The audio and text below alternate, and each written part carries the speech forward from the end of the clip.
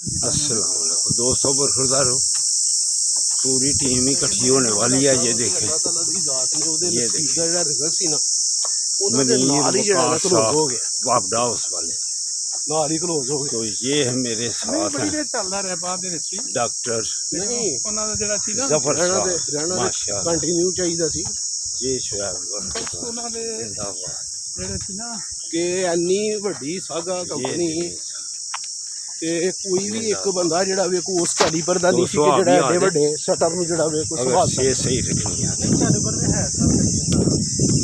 अस्पतालों से छुटकारा मिल जाएगा। हाँ जी, तो वॉक के लिए आ जाओ, जो सुस्ती कर रहे हैं आ जाएं जल्दी। अभी हम तकरीबन 10 बजे तक इधर ही हैं, तो जिसने भी आना है वो हमारे साथ आ जाए।